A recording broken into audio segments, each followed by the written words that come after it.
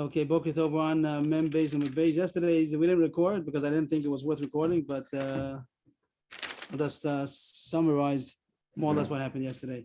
The Mishnah spoke about if there was a knas, onus on mafata, and there was a din Torah, and then the father died, or she became a bogeres, and the question was, who does money go to? So Tanakama says that since it was a din Torah already, so it's considered in the father's pocket, even though he didn't physically receive the money, and therefore if he dies, if the father dies, so it'll go to his sons, to the sons who get the Yerusha. It doesn't go to her. And Bagra also, it continues to go to him, even though when the collection comes in, she's already a bogeres. Since at the time of the mother bedin, she was not yet a bogeres, so it goes to the father. Also, if he dies, it goes to his sons. And Reb Shimon argued on that and said that everything depends on the collection. When it's actually physically collected, when the money collected, then it's considered. Until then, the mother bedin doesn't make it yet in the father's pocket. And then in these two cases, if the father died, and then they collected, it's going to go to the girl herself. If she became a bogeres before it was collected, and then when the money finally comes, she's a bogeres, she gets the money. That's machlokes between Tanakama and Reb Shimon. Yesterday, Sugya brought in a Mishnah in Shavuos that spoke about korban shvua. Korban shvua means when somebody denies owing money with a shvua. They swear that I don't owe money. Someone says, you owe me money. He swears I don't owe money, and then afterwards he admits. He brings a korban shvua. There's a asham, a ilos, the asham genevos, asham gzela, it's called asham gzela, and also there's a chomesh, a keren chomesh, and a korban. And over there's a yesod that you only pay this whole thing korban shvua, even though you swore falsely. There's only this whole issue about the korban only if there was a denial of money. But if there was not a denial of money, even though he swore falsely, there's no korban shvua. And the case we spoke about was modeh b'knas. If someone said, you owe me a knas, you owe me something where it might have been a knas, whatever the case would be, kefel, dalet v'hei, onus mafata, all these kind of cases. So you owe me a knas, and he denied it. Said, no, it never happened. I didn't. The law nasti, law PT said I didn't do anything. And then he admits that he was lying. But even though he was lying, and a terrible thing to lie with a shvua, a terrible thing. But the korban shvua is only if he was denying money. And over here he wasn't denying money, because even if he would have admitted it, he wouldn't have had to pay money because modeh b'knas is pater. So his denial didn't save him any money. He could have admitted it and also saved money. So that's why there would be an issue that there's no korban shvua over there. There was a Mishnah in Shavuos said a machlokus about this, which the Gemara says, or is going to say soon. Today's Gemara is going to talk about it. That there's also boshus of a gam over there. But besides, when someone says, "Yo, manas my daughter," or "Yo, mafata my daughter," besides the knas, which is not a denial of money because modeh b'knas will be pater, but the boshus of a gam is a denial of money, and therefore there might be it's hard to say that there is a korban shvua. And then we'll see more about that today. Machlokas Tanakama and Reb Shimon, when someone says, "Yo, manas my daughter," what does he mean to say? Does it mean to say "Yo, knas," or does it mean to say "Yo, omi boshus of a gam"? What is in his mind when he's coming to demand that? And that'll be the machlokas if it's a denial of money or not. But what the Gemara did bring in was that there was a statement of Rabbah that he said that even according to Reb Shimon, that says that there's a knas, that the onus of mafata is a knas, but once it was a omad bedin, it's considered money. That if the knas changes into money, once it was a mother bedin, so the mother bedin makes that it should be considered money. That was Rabbah said. Tesha says he said in the name of his rebbe. He had a masorah like that. Not that he said it on his own. He had such a tradition that Rab Shimon also agrees that once there was a mother bedin, there was a din Torah about it, and Bezin Paskin he has to pay. So it transforms from knas to regular money. You're saying modeh bedin or Hamada means standing in there. The Gemara also brought a brisa where there's machlokes between Tanakama and Reb Shimon also about korban shvua. Over there was a Tanakama that said that after the Gemara figured out the brisa, there's a Tanakama arguing in Reb Shimon, and Tanakama says after Amad Bedin, we'll just stick in the whole Gemara's pshat already. After the Gemara figures it out, after Amad Bedin, Tanakama says that knas changes over, is transformed into money. What we just said a second ago in the name of Reb Shimon, here Tanakama says that. Tanakama says that if there was kefel or dalet v'hei, onus mafata, all kinds of knasos, that there was a hamada bedin, they stood trial on it already, and there was a verdict that he has to pay.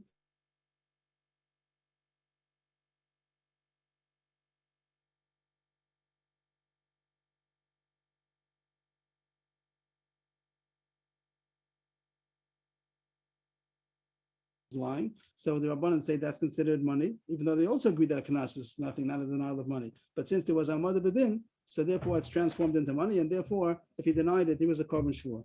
And on that, Rav Shimon argued and said no, that there's no korban shvua even on the mother bedin. This was a Gemara's contradiction to show that Rabbi Shimon holds that even on mother bedin, a contradiction against Rabbah. Rabbah said that Rav Shimon himself agrees that once there was a mother bedin, they stood trial. So even Rav Shimon agrees that it's transformed into money and it's not considered a knas anymore. But in the Bryce, after we figured out the Bryce, it doesn't say that. It says Tanakh holds like that. But Rav Shimon argues and says that even if it was transformed into money, still, since originally it was a knas, so still there's no korban shvua. That was a kasha on Rabbah. And the Gemara came out to say that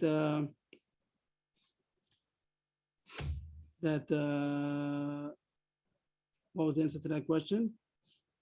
That Rabbah himself only meant it legabe other dinim, only legabe, other knasos. I'm sorry, 1 second, the answer to that question was, there's a difference between korban shvua. Everything we're talking about korban shvua, you're right, I made a mistake, that Rabbah says, or the Gemara explains Rabbah, that by korban shvua, he also agrees that Rav Shimon holds that it's considered knas even after they had a mother bedin, but by Laharisha Labanov, other ramifications about something being knas or moment. So Laharisha Labanov, if the man dies, does the money go over to his children or not? Over there, he says that once there was a mother bedin, it's considered money, and then it goes over to his children. That's why we brought in the whole sugya now, because that's against our Mishnah. Our Mishnah is talking about if it goes to the son. This is the case of our Mishnah, that there was a knas, onus umafata, and then there was a mother bedin, they stood trial, and then the father died. And is that enough to be considered that it's the father's money already or not? Is it still knas, or and again, then I'll go to the girl, or is it considered money and it goes now to the father's yorshim? And on that, Rav Shimon argued and said that it goes to till it's collected, till the actual collection. It's not considered the father's. So the Gemara brought this in this whole sugya to ask a kasha, because our Mishnah says that even by that Rav Shimon holds even legabe larisha labanov, even legabe inheriting the money, that the money should be considered his, not legabe korban shvua. So the whole sugya of korban shvua wasn't relative to us really. We just brought it in order to get to this one point that the Gemara says that Rav Shimon holds that as far as korban shvua, there's no korban shvua on a knas, even if it was transformed into money. But as far as other halachas, to be able to yarshin it to his children, that it is transformed into money. And our Mishnah says that it's not considered money until it's actually collected. And that's what we're up to now, more or less. And the Gemara answered that that onus of mafata is different than everything else. If we can start from we did more already. The more said that this kasha was 22 years. For 22 years, they had this kasha. Eisvei. This is the last one on the line is Eisvei. I see that it's about halfway up, even though we did pretty much further. One point. There's one point. That the last one on the word is Eisvei. And our Mishnah, Shimon Omer, I'm not speaking link, Bosach Meis, Ha'av, Harei Hen Shalatz. But it's our Mishnah. That's why we put the whole sugi for, the whole page we bought was only for this one point. That in our Mishnah, Shimon says that it's not considered in the father's pocket until the Geviyah, until the actual collection. And if the father died before it was collected, then it goes to her. And you're saying that as far as Larisha Labanov, the mother bedin, Rabba, you said in the name of your rabbis that it's considered the father's as a father from a mother bedin, as far as giving it over to the sons, that it's already considered his, and that's against our Mishnah. That's what the Gemara brought the whole thing for. Here's the Gemara Eisvei. The first one on the line is Rav Shimon. Rav Shimon Omer, Lo speak a lig Vasacha Meisav Rein Shalatzma. Viyamet Momen Havi Larisha Labanov Latzma Amai Dachin Boy Mahavi. Why do you say that it goes to the sons? It should go to her because you say that after mother bedin it's already. I'm sorry. If you say that it's considered money to go to his sons, so why does it go to her? It should go to the brothers. That was the kasha we brought to ask on Rabbah from our Mishnah. Amar Rabbah, Hanbel Sakasha by Rabbah Rav Yosef Esther V'Tatishnin. They had this question 22 years. As long as Rabbah was Rosh Hashiva, they had this kasha. They had no terrors. Below Ifruk, they didn't have the terrors to this kasha. Ad Yosef Rav Yosef Bereisha till Yosef became the Rosh Hashiva. After Rabbah was nifter, Upirka. Then he said the terrors. Shani Yosef Damar Krov V'Nasa Nisha Shachay B'Mal Aviyana Rocha Mishum Kesef. There's a difference between the knas of onus and mafata and the knas of everything else. Only by onus and mafata does Reb Shimon say that it has to do with the collection, and a mother bedin is not enough, because over there the pasuk says that the man who did this, the onus, the one who raped, the one who was the manas, he should give the money to the father. So since over here talks about the giving, that's why the Venasan, that's why Dafka over here, it's not considered in the father's pocket until there's no chiyuv of the knas until it comes to the father, until it comes to the father's hand, then it's considered his. But when did Rabbah say that once there was a mother bedin, it transforms from a knas into money? Only as other knasas, kefel, dalet, v'hei. But as far as onus and mafata, it's not considered the father's until he collects. That was a kasha, that was a teretz. It's a kasha from our Mishnah against Rabbah. The answer is our Mishnah is different because our Mishnah is a specific case of onus and mafata, and there's difference between that and other knasas. I got the more as a kasha from another case where it says v'nasan ella mayatu gabayev dechsiv kesef shloshim shkalim yitain ladanav. Here also says yitain. If you say that the word yitain, that's a case where the knas is not considered until it's collected, is considered money. So by shloshim shalevet, when somebody's ox or somebody's eved kanani, that it says he has to give shloshim shekel over there, it also says the word yitain. Hachinami lo zichsatar lo dan elo mishas nesina. Are you going to say that over there also that's an exception and it's not considered money until the collection? The price over there said shloshim shalevet also. The more answers yitain lachud v'nasan lachud. There's a difference between the word yitain and v'nasan. Only by v'nasan does it mean to say that that's when it's considered the father's from the Nesina only. That's as far as we got now, and now we're ready to go further. The Brisa is not good. The Brisa where it said this halacha that Rav Shimon says by Shvuas Korban over there, Korban Shvua. Over there, Rav Shimon says that even though there was a mother bedin, if somebody denied something which was originally a knas, there's no korban shvu on that. And he says the pasuk is because the kesuvos mishol b'fikadon or b'sum masyar. It says all kinds of examples of money, and none of them are knas. And that Rav Shimon says, so therefore the korban shvu doesn't apply to something which was originally a knas. But he should have said, as far as onus and mafata, tamad lo me'av nasam yiboyle. The pasuk of v'kichesh is a general thing about other knasas, but the pasuk of onus and mafata is saying that there is no chiyuv of onus and mafata. It doesn't get transformed into money until after it was collected. It's the wrong pasuk you're bringing. I give you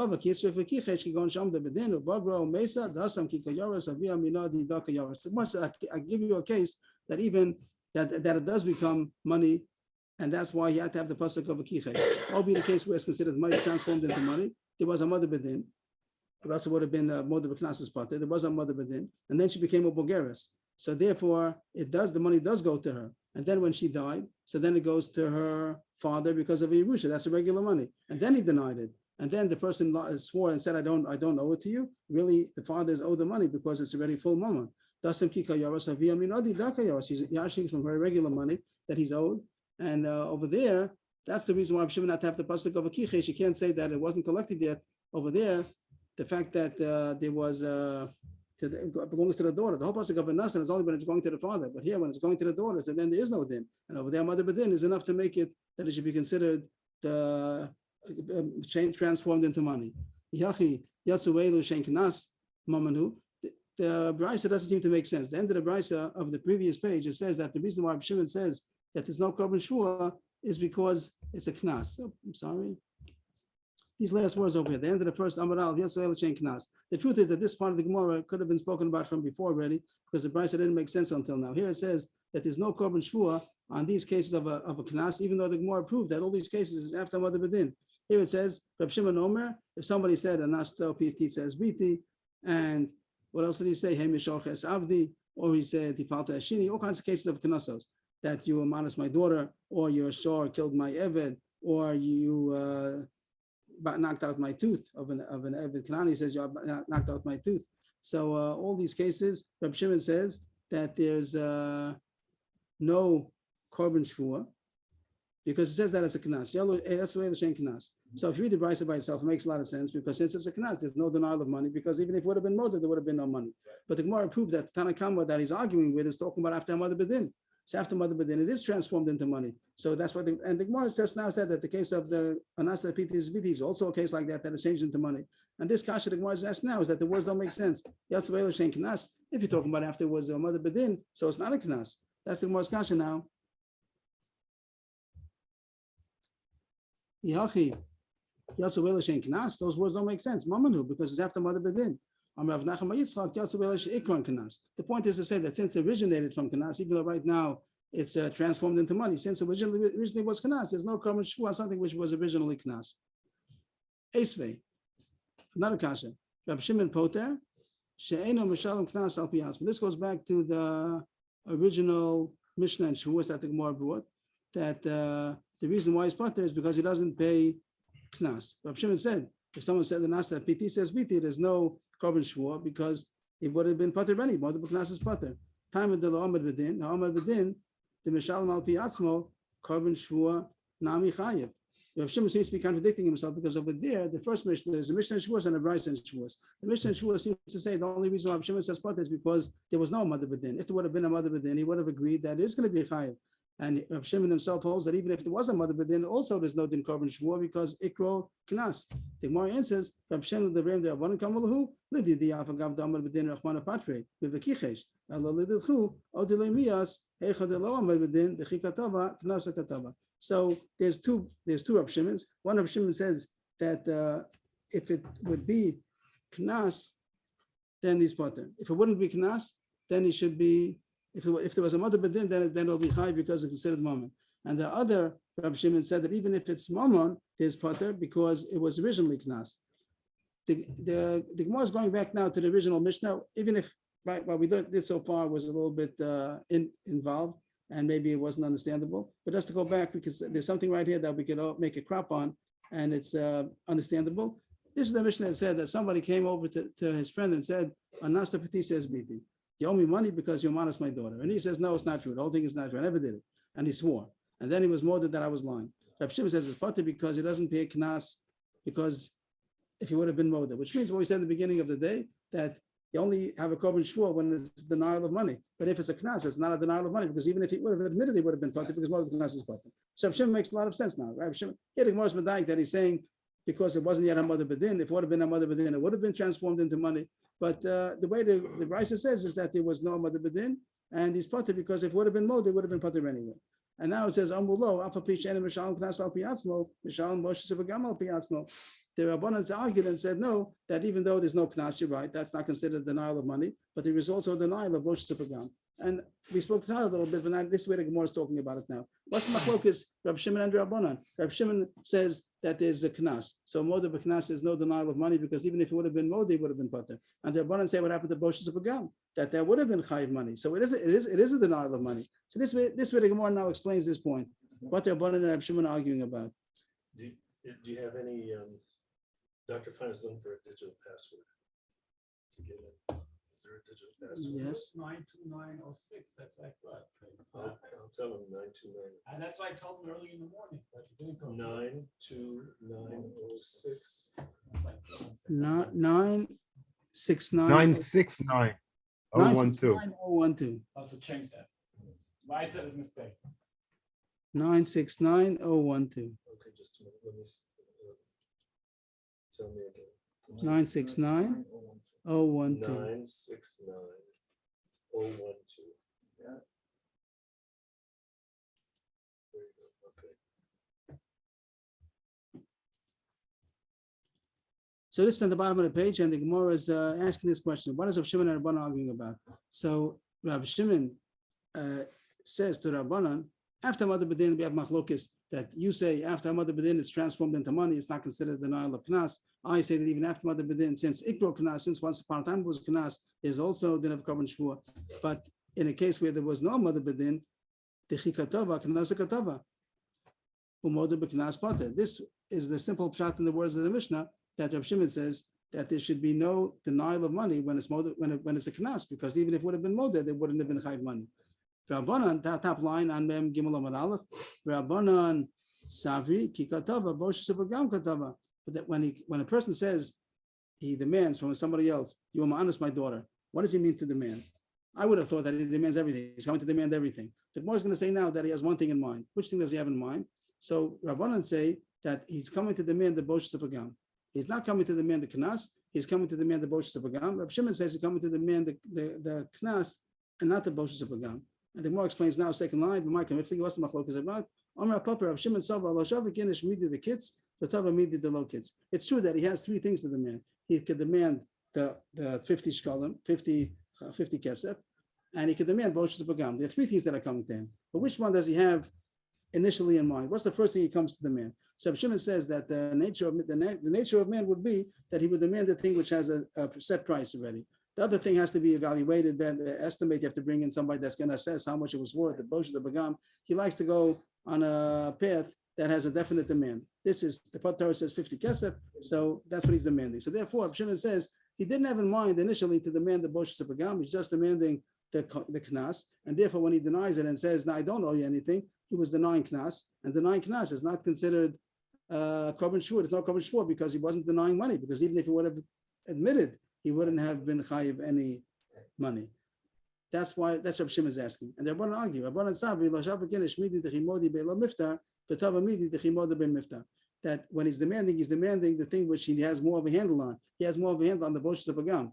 On the knas, he's not going to demand. What does it help him to demand it? If he's going to be moda, he's also not going to have to pay because moda b'knas, he has no edom over here. So if he's going to demand, you owe me knas, and he's going to say, yes, I do owe you knas, then he's not going to have to pay because moda b'knas is butter. So he'd rather demand the thing which he surely could get, which is going to be the Boshas Pagam. The truth is, the Gemara could have said, according to Rabbanan, he's demanding everything. He has everything in mind, the Torah, and therefore he's demanding also money. The point the Gemara is saying is that Shimon holds that his mind only is on the thing that he has a definite price. Later on, we'll talk about it in the second stage. We'll have another meeting about Boshas Pagam. But first, let's talk about the knas. And therefore, since he's demanding only the knas, that's not considered a fee of money, because if he would have been modi, he also would have been pater. That's the end of that sugya. It's really like 2 dots over here. You can put 2 dots. It's almost a new sugya. If anybody didn't understand the previous sugya, we can start now. Just to sum up what the Gemara did say, one point. It was a big sugya, pretty involved. But what the Gemara did say is that the machlokas in our Mishnah, if the knas is transformed into money by the mother bedin or by the collection, that was the Mishnah, machlokas of Shimon and Rabbanan, and the Gemara kasha that the Mishnah says according to Shimon, it's only transformed into money by the collection, but the mother bedin doesn't transform it into money. And there was a statement of Rabbah that said that a mother bedin already transforms it into money. And the answer to that was only bonus of mafata. The bonus of mafata by Mishnah is an exception to the rule. Of Shimon meant it only over here. Otherwise, Shimon also agrees that her mother bedin changes it into money, but only by bonus of mafata is there pasuk v'nos, and that's why over here it's not considered transformed into money until the collection. That's the end of the whole sugya. Now we're starting a new sugya. We don't have to know anything before, I think, to continue the sugya now. And the Gemara starts from, like a lot of times, the Gemara starts off from left field, and we don't know what is coming in over at all. And eventually, it's going to have something to do with our Mishnah. So this is like a new sugya that doesn't have to no prefaces necessary to be able to come in over here.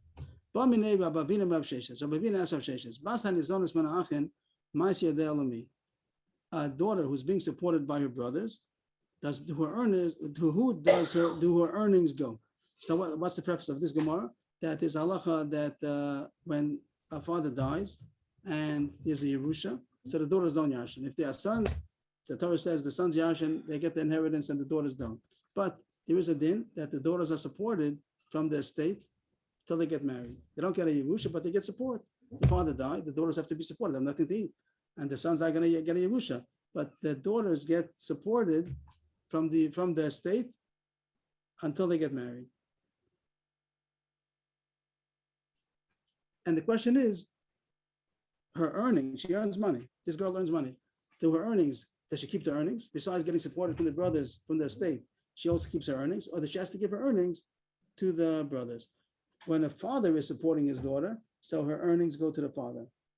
A father supports his daughters when he's living, and the earnings go to the father. And the Gemara brings a pasuk for that. We had it before a couple of pages ago. We'll have it a couple of pages from now. But the earnings go to the father. And now that he died, and the daughters are being supported from the estate, the question means it's called the brothers because the brothers are the ones who yarshin, they're the ones who inherit. And from the state, before they get the right to the Yerusha, they have to first make sure that the daughters are supported. The daughters are supported. And the question is, if she's making money, do the earnings go to them, or does she keep the earnings also? A nice question. Start from the beginning of a sugya. A daughter who's being supported from the brothers, from the state that the brothers yarshin, who gets her earnings? What's the two sides of the coin? The Makamav Kaimi, maybe they're in this place of the father. The brothers who now inherited the estate, maybe they're taking over the place of the father. And just like in the lifetime of the father, her earnings would go to the father. So too now that he died, her earnings go to the brothers who are taking care of the estate. Maybe it's different. Maybe it's different over there. She's getting supported from the father's money. It's his money. So therefore, her earnings go to him. But here, they're not giving their own. The brothers that are giving her support is not from their own, it's from the estate. And that part, we didn't give them the estate. They have a right to inherit, but only after they finish supporting the daughters. So they're not giving over their own money. Maybe we're not going to give them the earnings. Taisa says the old Gemara is talking about the Rabbanans. It's talking about the Takana Rabbanan. Taisa says not on the Raisa level. On the Rabbanan level, to make a Takana, did we make an enactment that the earnings should go to the brothers just as it would have gone to the father or not? But in this argument, I understand that the father, he works and he has money and he supports her. Or he The has, fact or that he's, But if they're getting a Yerusha, then in a sense it is their money, isn't it? no, yes, you're right. After the Yashin, it is their money, but it's just the state that they got it off of the Yerusha, not that it doesn't make a difference if the father works either. The point is not if he's working. The point is that it's his estate. How we got it? He also could have gotten it from Yerusha. We don't care. We won a lottery. We're not talking about his work. Just the fact that it's his. But here, when to the Yarshim, we told them that you're going to get the Yerusha, but that's only after you support the girls. The girls first have to be supported. Then you Yarshin the rest. Oh, it's So- kind of in limbo until they get married. It's really not really theirs. They have to first support the girls so they get married before they could take any of the Yerusha. And the Gemara is going to says Oh, over I there, see. even if there's not enough money for both, so then There you they're go. not going to get any Yerusha. They're going to only get leftovers, whatever the girls are supported from. So we don't give it to them. They don't have rights to the Yerusha only after the girls are supported. So that's what it means. It's not in their hands. Right, it's not theirs. They're not giving Not from their theirs. own. Mhm. So that was the question. A nice question. A girl was being supported from the state that the brothers are going to Yarshin. Do they get her earnings or not? Amalei Tenisua. So this was a question to Rav Sheshes. Just remember, Rav Sheshes is the one who said this. Rav Sheshes answered the question. Amalehem, Amalei. Rav Sheshes said back to Rav Avinu, you asked him the question. Tenisua, I have a right from a Mishnah. Not exactly the same case, but a comparison. There's also a similar question by an almana. A man died and he has a widow. The widow gets ksuba. Besides the ksuba, it says that she gets supported before she collects the ksuba. Once she collects the ksuba, then or she gets married to somebody else, so then there's no mazonas. But as long as she doesn't collect the ksuba, she gets supported from the estate.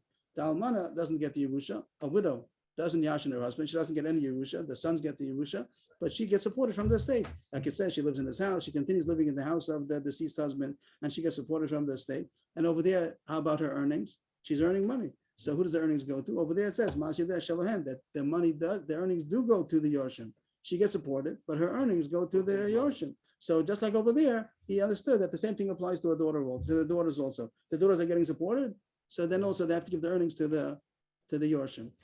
That was Rav Shesh's thought. It's a good comparison. But the Gemara says it's not a comparison. Midami, what's the comparison? A widow to the daughters. Maybe he cares more about his daughter than his widow. That the daughter, he wants, besides getting supported, he wants her to have some extra money, that she should have some spending money.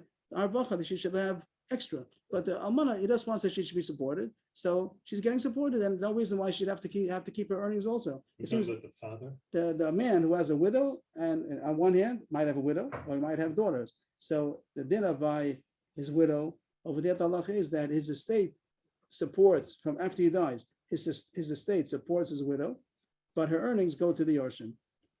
She doesn't keep the earnings and also get supported. Because over there, the husband is only interested that his widow should be supported. He doesn't have interest that she should not have extra spending money. But maybe his daughter, besides being supported, maybe he has a leaning to his daughter more that she should have some extra money also. The Gemara is going to talk about, right away, the Gemara is going to talk about which one is he interested more to take care of, his daughter or his widow. So far, the Gemara says that it's not a proof. Maybe even though by his widow, he just wants that she be supported, not that she should have extra money. Maybe by his daughter, maybe the Gemara is asking, maybe by his daughter, he wants her to have extra money. The Gemara says, the Gemara is now surprised. Which one does he care about more, his daughter or his widow? The name of the Bito Adipalem Almanosa, they mean to say that he has more in mind about his daughter than his widow. The Gemara is going to say in a second, what if there's only enough money to support one of them? There's only enough money out of the estate to support either the widow or the daughter. Who's supposed to get who gets supported? So the Gemara is going to say that the widow gets supported. And it says that they made a widow in contrast to the daughters, the same way the daughters contrasted it to the brothers. When there's when there's only a small estate. What is the din if there's not enough money? Well, what do we say that the daughter gets supported and the sons get the Yerusha? What if there's not enough money for both? If there's a lot of money, so fine, the daughters get supported until they get married, and the rest of the Yerusha goes to the sons. But there is no money. If they're going to get supported, the daughters are going to get supported. It's not going to be any Yerusha. So it says that's it. So it's tough. So there's no Yerusha, and it says Ma Abbas Eitz Alach and Abbas Nizonis Vach and Yishal Al Psachim. The daughters get supported, and the brothers they should go collect tzedakah. They should go. Yes. I'm sorry, I didn't hear what Rav Yossi said. He said asu what? They made a widow. What are the words? Asu Almana Eitz Al Abbas, comma Kibas Eitz Alachim Benachasim Awatim. They made the widow to the daughter as they made the daughter to the brothers when there's a small estate. And now the Gemara explains, or the Mishnah explains, that Ma Abbas Eitz Alachim Abbas Nizonis Vach and Yishal Al Psachim. When there's brothers, when there's a daughter and her brothers. So the daughters get supported, and her brothers should go beg by the doors. If there's not enough money for the Yerusha, so there's no Yerusha. But they have rights to get supported, and that precedes the rights to get a Yerusha. So too, the widow is going to be to the daughters. If there's not enough money to support both of them, the widow gets supported, and the daughters don't. So you see that he gives more preference to his widow than to his daughter. How can we say before that he gives more preference to his daughter than to his widow, that maybe the earnings should go to the daughter, even though the earnings don't go to the widow? That's the most question. So Mar says it's difference, what the subject is. This is the answer. As far as the how you say zilusa, the degrading, the belittling, if someone's going to have to beg by the doors, he'd rather that his daughter begs by the door than his own money. The covet of his the respect and the honor of his widow is more important to him than that of his daughter. So if it's a choice of who's going to have to beg tzedakah, he'd rather that his daughter should have to beg tzedakah than his widow. But as far as who should have some extra spending money, it could be that he would give preference to his daughter more than to his widow. So therefore, the Gemara says we still don't know. Means that Rav Sheshes thought that if you say by a widow that her earnings go to the Yorshim, so too by a daughter the earnings are going to go to the Yorshim. And the Gemara challenges it that maybe it's not a good proof. Even though by the widow that's true, maybe by a daughter he wants her to have the spending money besides getting supported. So we still don't have an answer to the question. We don't know. So again, the title of today is, when a daughter gets supported from the estate, do her earnings go to the brothers, the Yorshim, or does she keep it herself? So we thought we had a raya from Amana. The Gemara thinks it's not a raya. Now the Gemara is going to bring another raya, and this raya is going to be from our Mishnah. This is how left field came in, because our Mishnah. So if we scroll back to our Mishnah said on the top line of Mem Beis Amud Aleph, that's one page ago. Ma'aseh Yadeh, top line, right? Ma'aseh Yadeh. Where's that? No, still further. Ma'aseh Yadeh. Ma'aseh Yadeh mitziyasa afa pisha lo gavsa meisa ava bein shalach. This is going back in the Mishnah. I spoke about that Hamad Bedin. Maybe Hamad Bedin is considered the collection time. Maybe only after you collect it, actually collected. Shima said until the collection is not considered the father's. But everybody agrees that Ma'aseh Yadeh, that's what we're referring to. We're referring to this point. Ma'aseh Yadeh, her earnings. A girl, she was working and she earned money, and the money goes to her father, but the boss didn't pay the wages yet. She's owed money for her earnings, but she didn't get it yet. And then the father died before she collected. If the father has rights to that money, and when the money comes in, it should go to the father. If the father dies after he collected, then surely it goes to his sons. Like the Yerusha, like any Yerusha, it doesn't go to his daughter. But here the case was that he died. He died before the collection. So do you say, Shimon said a second ago, she worked before in his lifetime, before he died. She worked before he died, and she didn't get paid. And she got paid after the father died. Do you say that it's considered the father's and goes to his sons now? Or do you say that it's not the father's till the collection time? So the Mishnah says, even though she didn't collect, it's considered the father's. Even though Shimon, who says that before by the Kanas, he said it's not considered the father's until the collection, but by the earnings, it is considered the father's even though he didn't collect them. That's the Mishnah. Her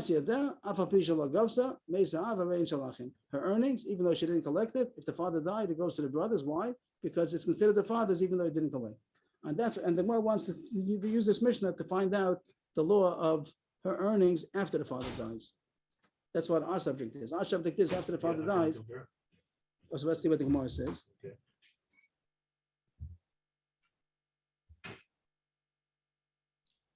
This is We're up to Macy. This is Rav. Yeah, right there. right. Master Rav Yosef. Rav Yosef wanted to bring a proof to this question. It says in our Mishnah, and I just highlight that because we'll be referring to this again soon. So this is the Mishnah that we're talking about. That the girl's earnings and her findings, even though she didn't collect, when the father dies, it goes to the brothers. Taima, and the one must make a diak out of the Mishnah. Like Yaakov said, this is not our case. This case is that she earned during the father's lifetime. But we're talking about after she earned after the father dies. Taima the Bechaya, Valacha Misasav, Latzma. The Gemara was making a deal. The Gemara thinks that we could infer from the Mishnah that it says the reason why he goes to the father is because she worked in the father's lifetime. But if she would have worked after the father died, then it would have gone to herself. The whole subject is that since she worked in the father's lifetime, even though it wasn't collected yet, but the father already was zochen it. The father owns it as soon as she earned it, even though the boss didn't pay it. And therefore, when he dies, it goes to his sons. But if she didn't earn it until after the father died, then it's mashma will go to herself. That's the Gemara's deal. But we're making a deal from Mishnah, right? Right. It's not like a pasuk. Right, so it's a Mishnah, nothing. We do that. We do that a lot of times. To make a deal from a Mishnah also. Okay. But the Gemara that says, who said it's talking about that she's being supported? If our subject is when she's being supported from the estate, maybe the owners of the estate, the Yorshim, maybe they deserve to get the earnings. But it doesn't say openly that's the case. That's what the Gemara is gonna challenge. It doesn't say that she's being supported. My love in his owners, isn't it talking about that she's being supported from the estate, and still the diak is that she would keep the earnings for herself. But the Gemara pushes away this raya. This was a Yosef's raya. A Yosef what a raya that it's mashma from the Mishnah that even if she's being supported, she would keep her earnings herself. She'll get supported and also the earnings. Against what Rav Shesha said. Rav Shesha said that it goes like an almana, it goes to the brothers. But Rav Yosef what a raya from our Mishnah that it's mashma even if she's being supported, it goes to herself. But isn't it clear that she's not married? So of course she's supported. How could she not be supported? I don't understand. Maybe there's no money over there. Maybe there's no money. Maybe there's no she has estate. to work because there's no money. Maybe there's no estate. Oh. No, but she's talking about that she's not getting supported, and that's why she surely keeps her earnings. The whole subject about giving her earnings is only if she's getting supported from the estate. But if she's not, then surely she keeps her own earnings.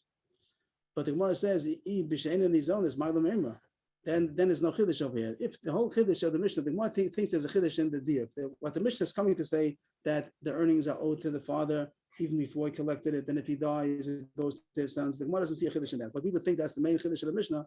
The Gemara doesn't see a chiddush in the words of the Mishnah. The chiddush is only from the diak of the Mishnah. That if she would have earned it after the father's death, then she keeps it herself. And the Gemara says it's only a chiddush if she's being supported. If she's being supported and she keeps her earnings, there's a chiddush. But if she's not being supported, there's no chiddush that she keeps her earnings.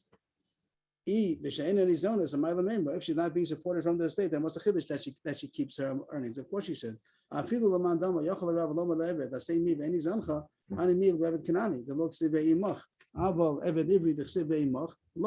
comma after the word lo, and kolshken bito. So the Gemara seems to go on a tzad that I don't understand too well. That the Gemara talks about maybe there'd be a tzad to say she has to give her earnings even if she's not getting supported, which we never dreamed of this. The whole sugya started, she's being supported, maybe she has to give the earnings in place of the support, give your earnings. But now the Gemara is talking about, is it possible that they have a right to her earnings even if she's not being supported? So the Gemara just says impossible. And the Gemara talks about an Evet Kanani, an Evet Ivri, and a daughter. An Evet Kanani, the halach is machlokis. If an Evet Kanani, someone owes Evet Kanani, and what's the halach of Evet Kanani? The earnings go to the master, and he supports the Evet Kanani. He gives support to the Evet Kanani. Could he tell the Kanani, your work is owed to me, but I don't want to support you. It means your work belongs to me, and I don't want to support you. Go get stuck up. So that's the machlokis. If the master is allowed to say to his Eved Kanani, your work is mine, and I'm not going to support you. That's called Asay mi beni zancha, work for me, and I'm not going to support you. That's a machlokis. A machlokis, if a master could say to his Eved Kanani that I'm not going to support you, but your work does belong to me. Machlokis. But even if you hold that you could, that's only Eved Kanani. That it doesn't say over there the word imach. Kisoshav v'sachir yiyeh imach. Aval Eved Ivri dechsib imach lo. But an Eved Ivri, you surely can't say that. Eved Ivri, a Jewish slave that he stole for 6 years. So then there's surely you cannot say that your work belongs to me. I'm not going to support you over there. Surely you get the work, but you have to support him. And kolshkein vito, surely by a daughter, there's not going to be any havamina that he could say. Even the father cannot say that I'm not going to support you and your earnings come to me. If anything, the earnings only come because she's being supported. So over here, if the case is that the brothers don't have any estate to support the sister, the daughter, so they're surely not going to get any of her earnings. So that was Rav Yosef's proof that the Mishnah must be talking about that she is being supported, and the Mishnah says a chiddush that her earnings go to herself.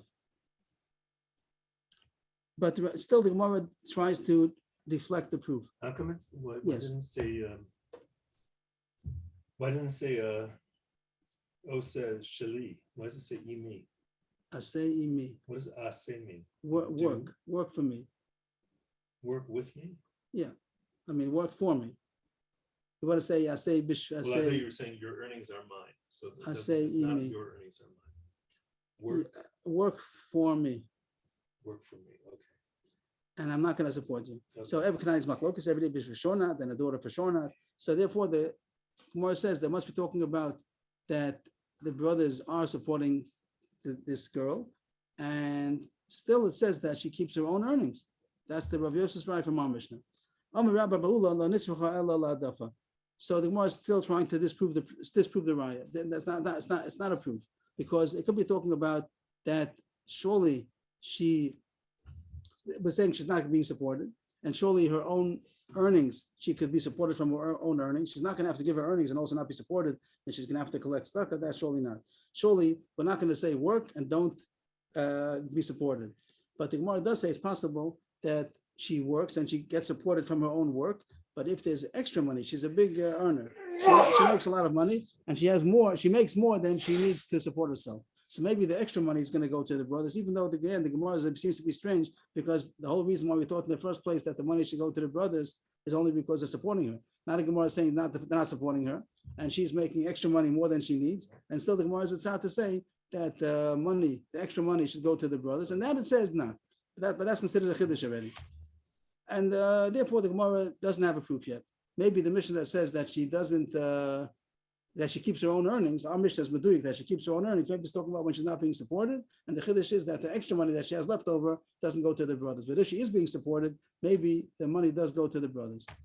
Amar Rava, Kavar Rava, Rav Yosef Layoda Dika Dafa V'Kamosif Tifta. Rava is surprised that on the whole proof in the first place. Rav Yosef put a proof, and the Gemara rejected the proof. Here was the proof. Must have Rav Yosef, he brought this whole proof, and then the Gemara rejected it.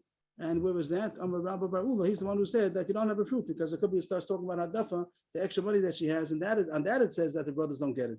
But it wouldn't be a proof that if she is being supported, that she doesn't have to give earnings to the brothers. And if Rabba says that the terrorist is so simple, it seems like a big chiddush to us, but Rabba says the terrorists are so simple that Rav Yosef wouldn't have meant such a kasha in the first place. Rav Yosef wouldn't have brought a right from the Mishnah that she keeps her own earnings, because it's easily deflected. The proof is easily deflected. So what did Rav Yosef mean? Rav was going to explain Rav Yosef. He didn't mean to say what we thought he meant. Ella Amar Rava. First one on the line is Ella. Ella Amar Rava, Rav Yosef Masis and Kufa Kashalei. Rav Yosef had a problem in the Mishnah. The Mishnah doesn't make sense. We pointed out this when we learned the Mishnah, that the Mishnah doesn't seem to make sense. When you learn the Mishnah, it's highlighted here in yellow. It says that her earnings and her findings, even though it was not collected, if the father dies, it goes to the brothers. So Masiyah Daha makes a lot of sense. Her earnings, she worked for somebody, and the boss didn't pay, and the father died. So then the question is, who does the money go to? You can say it's considered already in the father's pocket, and then it goes to the brothers, or not. And that the Mishnah says that even though she didn't collect, if the father dies, it's considered his money, and therefore goes to the Yarshim, it doesn't go to her. But the word Mitziyasa doesn't make sense. What does that mean? Her finding, even though she didn't collect, if the father dies, it goes to the brothers. Is there such a thing as having a finding that you don't collect? How do you find something? You pick it up. If you don't pick it up, it's not yours. You didn't find it. So what's the case of having a finding that wasn't collected? Earnings could be uncollected earnings, but you can't have uncollected findings. If you didn't collect it, then you didn't find it. So the words don't make sense. And then we had the kasha in the Mishnah alone, and Rashi himself pointed out the Mishnah doesn't make sense the way it reads. And therefore, that was Rav Yosef's kasha. It means if Yosef was going to be a right to our subject, not from the simple reading of Maisi Adayim goes to the brothers, and therefore there was a diuk that Maisi Adayim, if the brothers, if she would have earned it after the father died, then it goes to herself. And that's how Yosef, and that's surely you could deflect the proof. The proof is from the word mitziyasa. And what does that mean? The mitziyasa doesn't make sense. And there's the Gemara over here. Rav Yosef said the Mishnah itself is difficult. You can't read the Mishnah. That's the Mishnah. As also was in the Mishnah that that it belongs to the father, and the mitziyasa doesn't make sense. Mitziyasa miman gavya. Who do you collect the mitziyah from? No such thing as uncollected mitziyah. So the Gemara is going to say a drash in the Mishnah. I don't know the simple pshat in the Mishnah. The Gemara is not going to say a simple pshat. It's going to say a drash, and I don't know what the simple reading is. But the Gemara says the drash is going to be Masiyadeh Kim Mitziyasa. It means to say that the earnings is just like mitziyah as far as our subject. It means as far as the Mishnah subject, there is no such thing as uncollected findings. But it wants to say that just like we say that the Masiyadayim over here goes to the brother, it's the same halach as mitziyah. Ma mitziyasa b'chayav la'av la'acham yisasav la'atzma. It just wants to say that the earnings have the same thing as findings. Not like the Mishnah's case. Look at the other din, like our subject. The brothers get the earnings of the daughter after the father dies, and they're supporting her. This question. So it says that earnings are like findings. Just like finding, there's no question that the findings of the girl only go to the father in his lifetime. But after the father dies, if she finds something, surely she can keep it. There's no reason over there that it should go to the brothers. So too, earnings only in the father's lifetime does it go to the father, but after the father's death, it goes to herself. So it seems to be a drash in the Mishnah. I don't know how to read it simply into the words, but the comparison that the Mishnah says from earnings to findings teaches us this din that we're looking for, that the earnings of the girl after her father dies, she keeps for herself. Even though she's being supported, like the Gemara said before, it's different than a widow. By a widow, he just wants her to be supported, but by a daughter, he wants her to have some extra spending money, so therefore she gets supported from the estate, and her earnings she keeps. Shvamina, the Gemara is happy with the right from the Mishnah. And now the Gemara is going to end off with halacha. It's going to be still a talk, but this is going to be more or less the whole subject. Itmanam Yom Rav Rav. See, Rav said so. So far, Rav Yosef is the one who said the proof. Rav Yosef said that she keeps her earnings, and Rav also said so. A daughter is being supported from the brothers, from the estate, so her earnings she keeps. I'm Rav Kana, my time. Where do you get it from? Where's the pasuk? The Ksiv. Over there, it's talking about Ebed Kanani. Yes, talking about if somebody has Ebed Kanani, so it's considered a estate, and when he dies, it goes to his Yorshim. The Ebed Kanani, just like land that you inherit, you bequeath it. It goes to the next generation. So too, Ebed Kanani is bequeathed from one generation to the next. But the drash is Osam. Only Osam, they are bequeathed to the Yorshim. Osam Livnechem, V'lo B'nosechem Livnechem. Only the Ebed Kanani is given over to the sons, but the daughters are not given over to the sons. That means that the sons don't inherit any rights that the father had in his daughters. That since they're the Yorshim, so then they should get the same rights that the father had in the daughters. Now they have the rights to their sisters. The person doesn't give over the rights that he has in his daughter to his son, which means that even though in his lifetime he did get her earnings, but after he dies, the sons don't have any right to their sister's earnings. So the same thing over. That's the pasuk the Gemara brings. It brought already of Yosef, brought it right from our Mishnah, and Rav said so, and the Gemara said this a pasuk to back that up.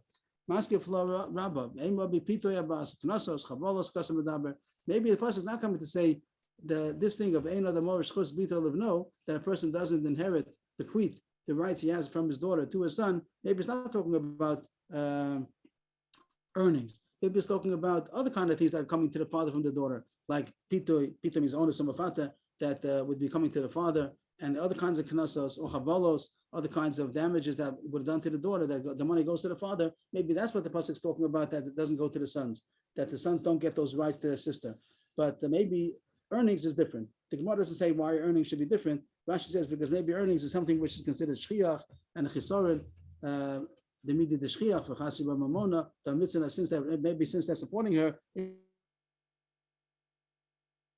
right to get her earnings, exception. So the Gemara is not, the Gemara is a kasha on the drasha, that even though you see this drasha, that the person doesn't bequeath his rights and his daughter to his son, maybe it's talking about other kinds of things, knasos and maybe chavolos, but it's not a raya dafka to the din of earnings. The Gemara jumps up. First of all, it's talking about to exclude that the sons don't get the rights in their sister for the things that would have gone to the father about onus, mafata, other kinds of knasos and chavolos. But the Gemara jumps up. Chavolos sound the gufaninu. The father also doesn't get the damages that go to his daughter. That means that if there was a tsar, if she was pained, the tsar doesn't go to the father. When someone damages a girl, the damage, the tsar, the pain, doesn't go to the father. That's not a payment that goes to the father, it goes to the girl herself. Rashi brings down that you put it into a fund.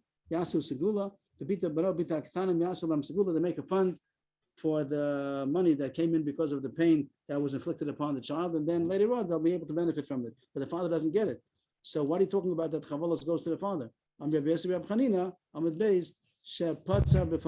Some kind of a way that there was a devaluation, that for instance, that he wounded her in her face in a way that she became worth less on the market. So that does go to the father, and that's what we meant. Maybe that's saying it doesn't go to the sons, but maybe it's not a proof to what we spoke about that the earnings go to the sons or not. But anyway, that's what Rav said. Rav Yosef said so. Rav said so, and the more thought there was a drush over. And now the Gemara continues this halacha that the earnings of the daughter go to the brothers or not. Am Rav Zera, Am Rav Matana, Am Rav, Rabbi Zera. There's a Rav Zera and there's a Rabbi Zera. That's the whole difference between these two versions. Was a Rav or was a Rabbi? Rashi says it's the same person. Just the one, but he's called Rav Zera before he got smicha, before he came to Eretz Yisrael, and he was called Rav Zera after he came to Eretz Yisrael. So then he got smicha and he's called Rabbi Zera. So the question is, did he say this statement in an earlier stage of his life or a later stage of his life? But it's not a question of two people. Usually when it says Amrila, it's a question of who said it. Here we know who said it. The only question was, when did he say it in his lifetime? Was it Rav Zera before he came to Eretz Yisrael, or was it Rabbi Zera after he got smicha? So some say it was Rav Zera, Amr Matan Amr Rav, Amrila Amr Rav, Rabbi Zera, Amr Matan Amr Rav. What did he say? Same thing as Rav. Bastan his own is Menachem, Maras Yadel. Last month she keeps her own earnings, even though she's getting support, she keeps her own earnings. The same drasha here, it says a drasha in Rav's name himself. Tichsiv is Nachal the Mosel of Nechem Acharechem, or some of Nechem, Velo Bonosechem of Nechem. Magish Ena the Morish Chos Beno Labito, Chos Bito Labno. That the person doesn't give over to his son the rights that he had in his daughter. Anyway, so far, Rav Yosef said so, and Rav said so. Rav Yudam Rav, and also Rav Zera Rav. Amalei Avimi Bar Papi, but Avimi Bar Papi said to Rav Zera, Shakod Amra. Shakod said it. Means you saying that the name of Rav, here was, if you look over here on the top line, it said Amra Rav Zera Amra Rav. And he says, no, not Rav said it. He said Shakod said it. Now who's Shakod? We never had Shakod. Who says it's not a name? Shakod man. Who's that? Shmuel. Another name for Shmuel is Shakod. We never had him before. That he's called Shakod. Rashi says a pshat, or says an aside another pshat, either because he passed like him by Dinei Mamonis, and therefore Shoked al Devara with Omram Kilchasa. He was very diligent about what he said. It says an aside here that he was diligent on the Bismedrish. Shoked al Dalsei Torah. He always learned. I don't know why Shmuel is to get such a title of Shakod. I mean, the other Amoram, I don't know what something was special about him. He's called Shakod. But anyway, he said Shmuel said so. Means first, Rabbi Zera quoted it in the name of Rav, and he said Shakod said so. Shmuel said so. But the Gemara says no. Rav did say it, and that was also Naman Aleph. Rav Yudam Rav. He's one who said it in a few lines up before Naman Aleph that he also in the name of Rav. Ema Av Shakadam. He just meant to say that Shmuel also said so. So you have Rav and Shmuel and Rav Yosef. All of them said that the daughter keeps her earnings, even if she's getting support from the estate. Now the Gemara sends over to Halacha. Amar Bar Meima, Ravashi, Hachi Amar Nado, Yochas Hakavasa de Rav Sheshes. And Nado, he said, Allah Rav Sheshes. Who's Rav Sheshes? He's the one who opened up the whole sugya, and he's thought that it's similar to an almana. The almana, the earnings go to the Yorshim.